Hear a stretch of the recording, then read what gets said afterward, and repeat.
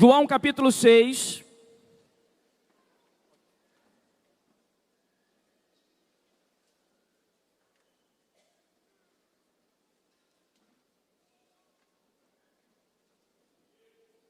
Do verso 66 ao 69. João capítulo 6, de 66 a 69. Diz assim a palavra do Senhor: à vista dessas coisas, muitos dos seus discípulos o abandonaram e não mais o seguiam. Então dirigiu-se Jesus aos 12: quem de vós quereis retirai-vos também? Ao que lhe disse Pedro: para quem iremos nós? Tu tens as palavras de vida eterna. E nós temos crido e conhecido que tu és o Santo de Deus. Nós temos crido e conhecido que tu és o Santo de Deus. Pai, essa é a tua palavra. Como nós cantamos aqui, sentindo um pedaço dos céus, a tua palavra não volta vazia. Por isso, ó Espírito Santo, rogamos que por meio da tua palavra, o Senhor promova salvação nessa noite. O Senhor promova libertação nessa noite. O Senhor promova cura nessa noite. Para a honra e glória do teu nome. Em nome de Jesus. Amém. A igreja pode se assentar, por gentileza.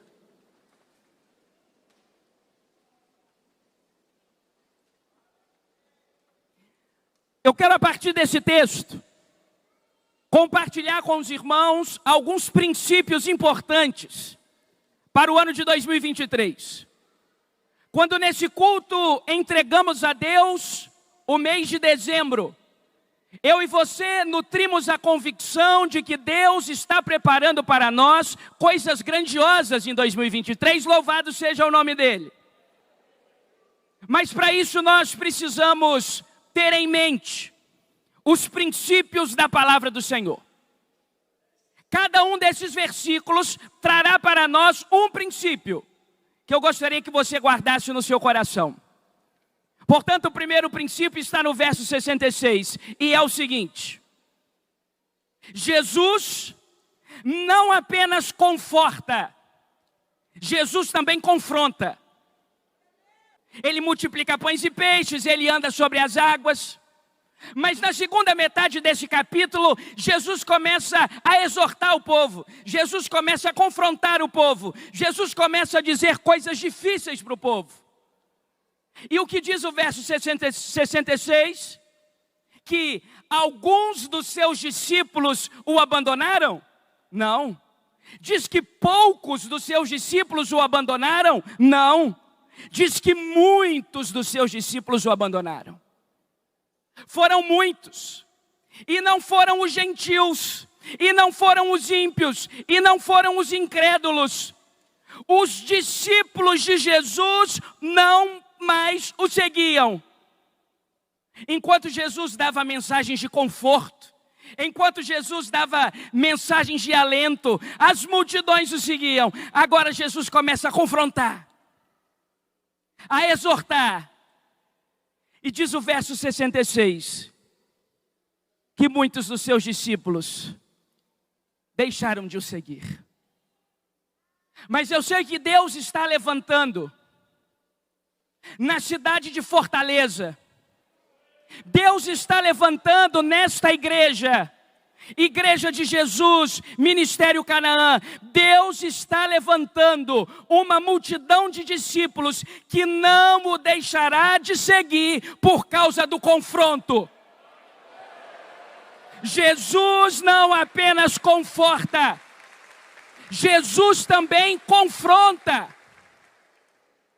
E nós precisamos estar prontos para o confronto de Jesus. Arrependei-vos, vos é chegado o reino dos céus. O Senhor Jesus virá. E quem não estiver na busca da santificação, não vai subir. É tempo de endireitar a vida. É tempo de endireitar as veredas. É tempo de confronto. O crente não pode viver só de conforto, tem que viver de confronto. Em 2023, se Jesus te confrontar, aceite. Eu não sei, meu irmão querido, se você consegue notar a tristeza desse verso. O verso 66 tem que tirar lágrimas dos nossos olhos. Está dizendo aí que muitos discípulos abandonaram Jesus. Não foram ímpios, não foram gentis, não foram marginais. O abandono veio da própria casa dos próprios discípulos. Mas há um segundo princípio no texto. Eu disse que cada verso tem um princípio. Verso 67. O princípio é: Jesus não quer seguidores obrigados. Jesus não quer seguidores obrigados. Me corrija, por favor.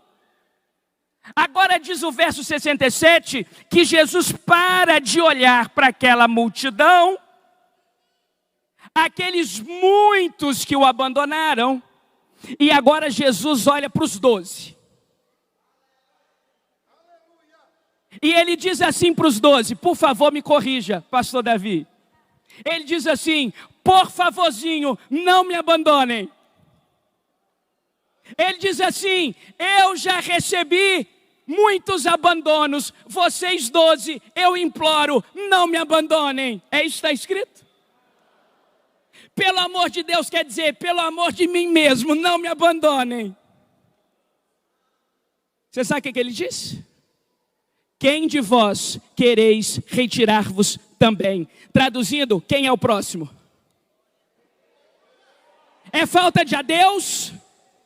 É falta de tchau? Quem é o próximo? Porque Jesus não quer seguidores obrigados. Quem quiser vir após mim, negue-se a si mesmo, tome a sua cruz diariamente e siga-me. Vinde a mim. Jesus não quer seguidores obrigados. Por que você segue Jesus? Se Deus nos deu o livre-arbítrio, se Deus nos deu essa possibilidade, é porque Ele quer que venhamos a segui-lo. Porque nós olhamos para Ele e percebemos que Ele é a única resposta. Que Ele é o único que pode bancar a nossa existência. Que dizendo sim para Ele, nós dizemos não para todos os outros. Jesus não está dizendo, por favorzinho, não me abandonem. Eu não vou aguentar viver sem vocês 12.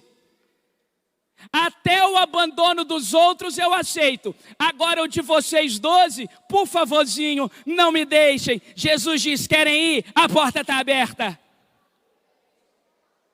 Eu não quero vocês aqui obrigados ou coagidos. Eu quero que vocês aprendam de mim. E eu sei que Deus está levantando em Fortaleza. E eu sei que Deus está levantando em cada culto dessa semana uma multidão que diz: eu escolho viver em Jesus. Nele nós vivemos, nos movemos e existimos. Diz Atos 17, 28. O qual nos fez conhecer a grandeza desse mistério entre os gentios, Cristo em vós, esperança da glória. Colossenses 1, 27. Jesus não quer seguidores obrigados. O diabo é o pai da mentira. E ele já inventou muitas mentiras.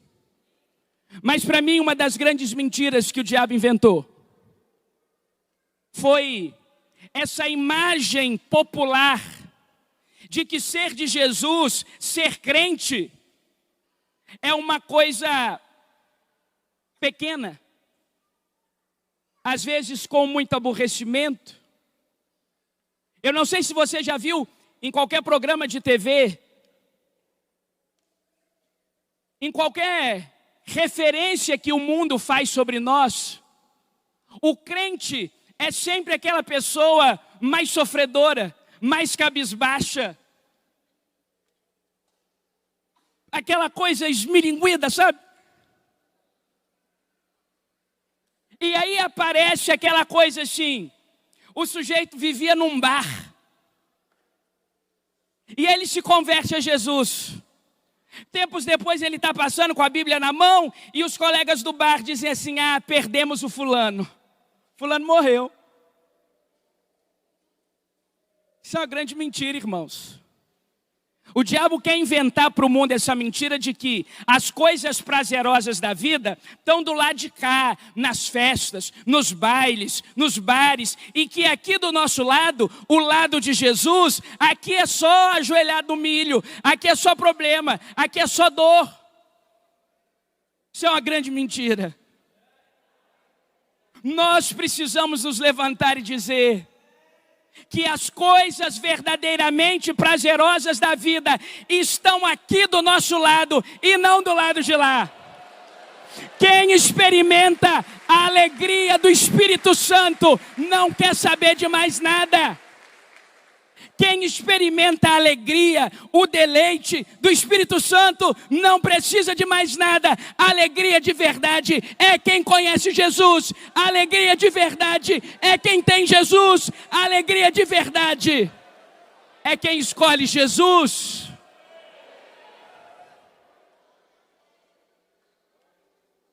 O nosso prazer é eterno, ele não acaba na quarta de cinzas. A nossa alegria é perene. Mas há um terceiro princípio, verso 68. E o princípio é: Jesus é o caminho da exclusividade. Jesus é o caminho da exclusividade. Agora Pedro passa a responder a pergunta de Jesus. E ele diz: Senhor, para quem iremos nós? Tu tens as palavras de vida eterna. Jesus é o caminho da exclusividade. Primeiro, porque Ele é suficiente. Jesus é o caminho da exclusividade, porque Ele é o dono da vida. Quando nós dizemos sim para Jesus, nós estamos dizendo não para as outras coisas.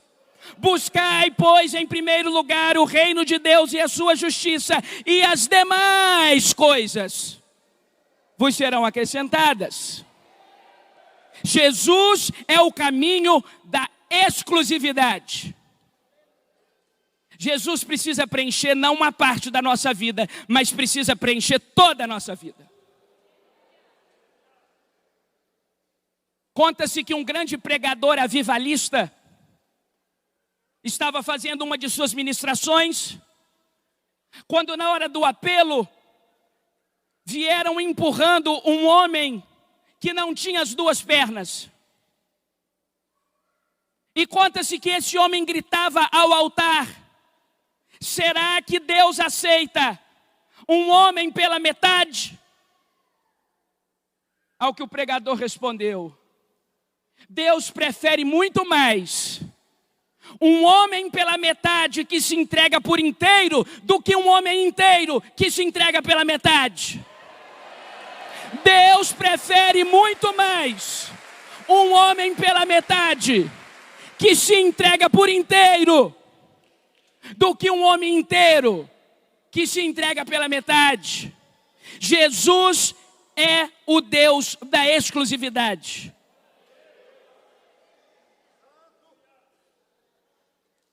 99% de confiança em Jesus é desconfiança.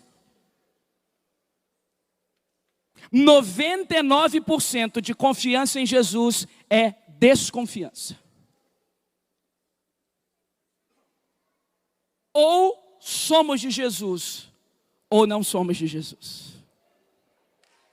Sabe qual é o lugar mais seguro do mundo?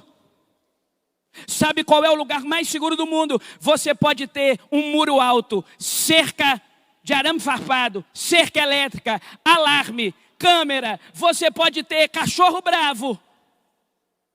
Mas o lugar mais seguro do mundo é o centro da vontade de Deus.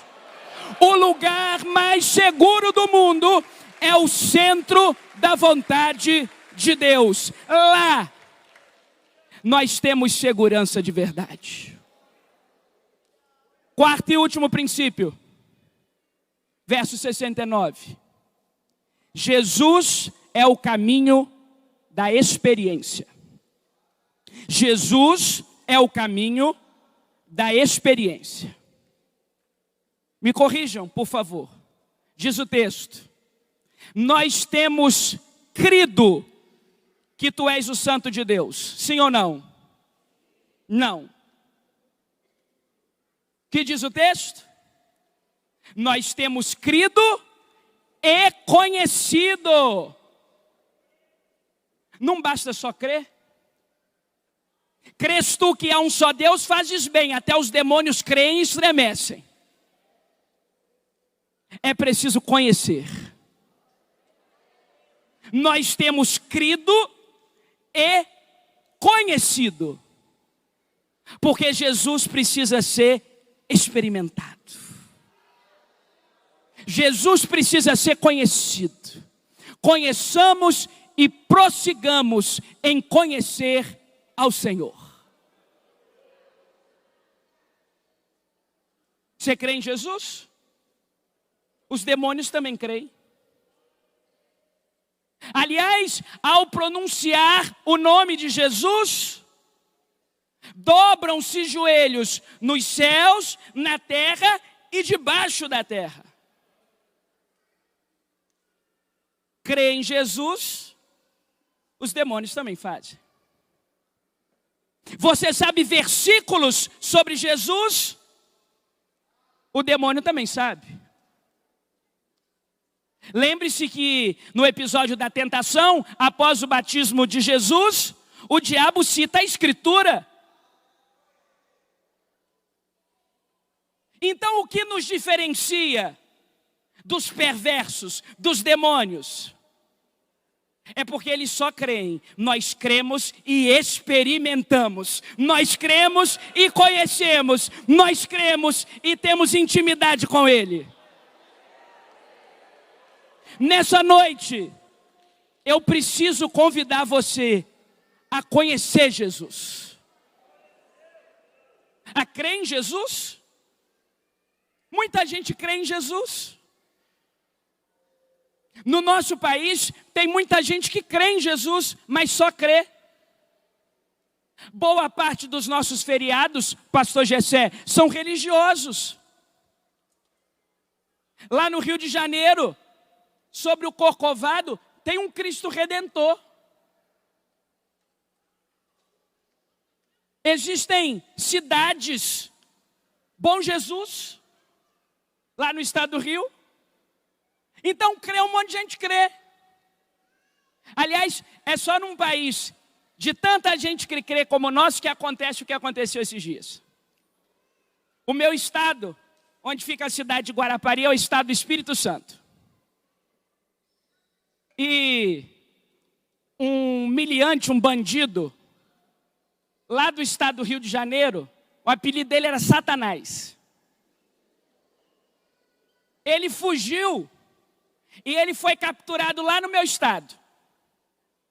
Então é só num país com tanta gente que crê que você vê o que a gente viu nas manchetes, pastor. Satanás foge, mas é pego no Espírito Santo. Tem muita gente que crê.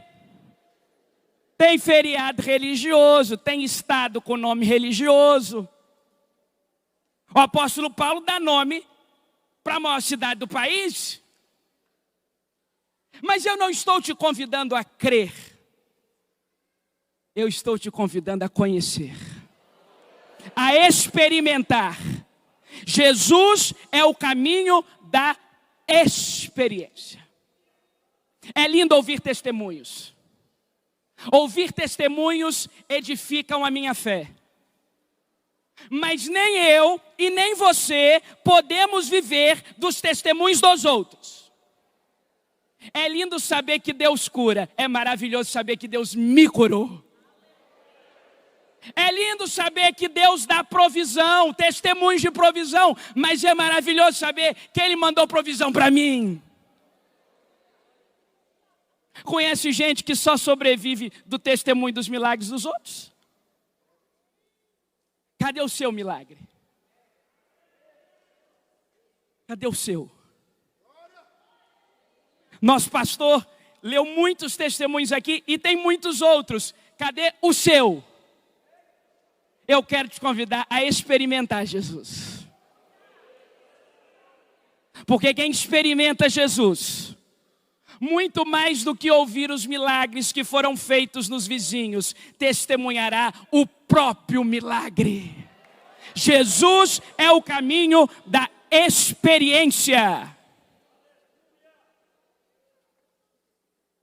Para a alma abatida, Jesus é a resposta. Para quem passou por ciclos de abandono, de frustração, de dor, de falência, Jesus é a resposta. Para quem está com a mente perturbada, Jesus é a resposta. Para quem está com angústia de morte, Jesus é a resposta.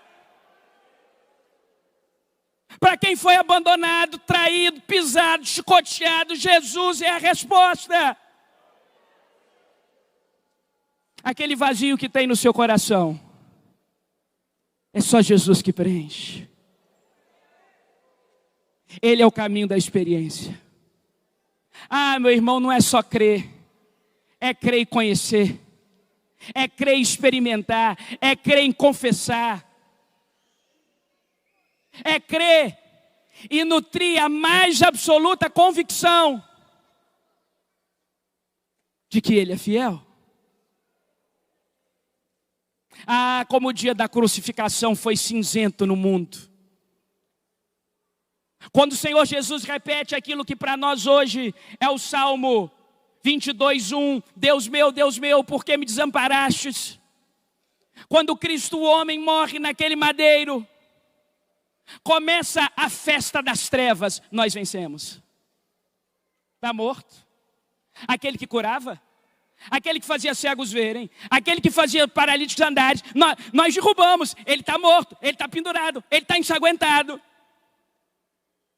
Mas louvado seja Deus, a festa das trevas durou só 3 dias. No terceiro dia ele sai daquele túmulo. Ele vive, ele reina e ele voltará. Ele vive, ele reina e ele voltará. Ele vive, ele reina e ele voltará. Ah, mas Jesus não foi o único que ressuscitou na Escritura. Na escola de obreiros dessa manhã, nós vimos que Jesus ressuscitou um filho de uma viúva lá em Saré. Que o poder de Jesus, o poder de Deus, através da vida do profeta, ressuscitou o filho de uma viúva. No Novo Testamento, em Marcos capítulo 5, há a ressurreição da filha de Jairo. Em Lucas capítulo 7, há a ressurreição do filho da viúva da aldeia de Naim. Em João capítulo 11 tem a ressurreição de Lázaro. Sabe qual é a diferença? É porque a filha de Jairo, ela volta a respirar, ela cresce, ela realiza seus sonhos, mas ela morre de novo. O filho da viúva da aldeia de Naim, ele ressuscita, ele segue a sua vida, mas um dia ele morreu de novo. Lázaro, ele ressuscita, ele segue a sua vida em Betânia, mas um dia ele morreu de novo. Jesus Cristo é o único que ressuscitou para nunca mais morrer de novo. Jesus Cristo está vivo, Jesus Cristo está vivo, Jesus Cristo está vivo, Jesus Cristo está vivo, Jesus Cristo está vivo, Jesus Cristo está vivo. Você precisa experimentar Jesus. O milagre que você precisa, só Jesus pode dar. Quero te convidar a ter a convicção. Convicção. Concluo. Para mim, uma das maiores crises que a igreja do Senhor Jesus enfrenta é a crise de convicção.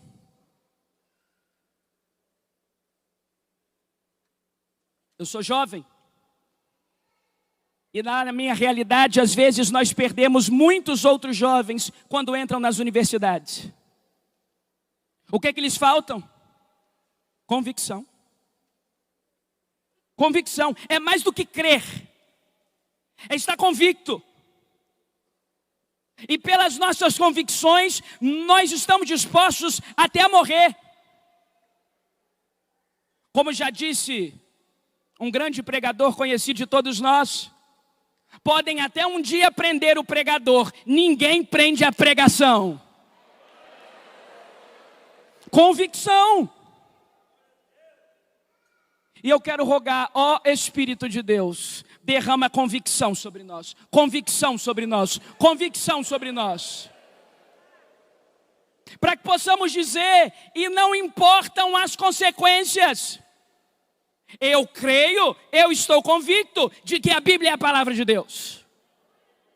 Eu estou convicto de que Deus fez o mundo em 6 dias e no 7º Ele descansou. Dirão, você é louco, prazer, eu sou louco, eu creio. Eu estou convicto de que naquele jardim Ele criou um homem e uma mulher. Eu estou convicto. Eu estou convicto de que na plenitude dos tempos Ele enviou o Senhor Jesus num ventre virgem. Eu estou convicto. Dirão, isso é loucura. Me chamam de louco. Eu estou convicto. Eu estou convicto de que Ele cresceu. Eu estou convicto de que Ele foi julgado pelo Sinédrio, Ele foi julgado pelo Tribunal Romano, Ele foi julgado pela opinião pública. Eu estou convicto de que Ele sofreu, foi escarneado, ultrajado, pisado, traspassado no seu lado. Eu estou convicto de que Ele se entregou naquele madeiro, mas eu estou muito mais convicto de que Ele ressuscitou e que Ele voltará. O Senhor Jesus voltará. Ele voltará. Eu estou convicto. Você está?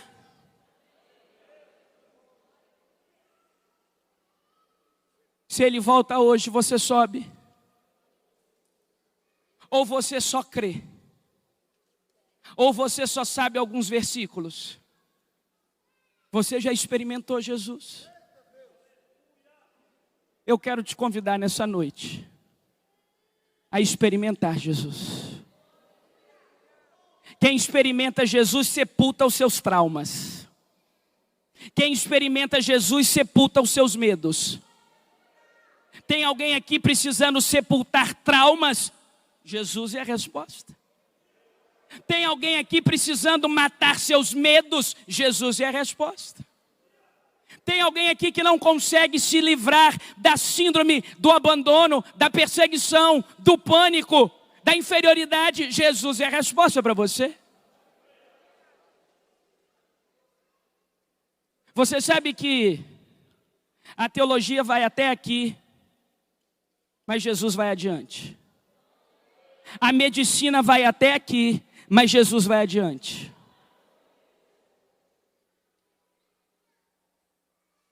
Não sei o que a medicina te disse. Nessa noite eu te apresento aquele que é maior que a medicina. Aquele que é o médico dos médicos.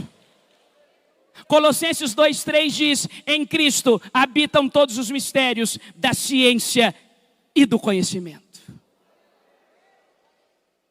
Venha a Jesus.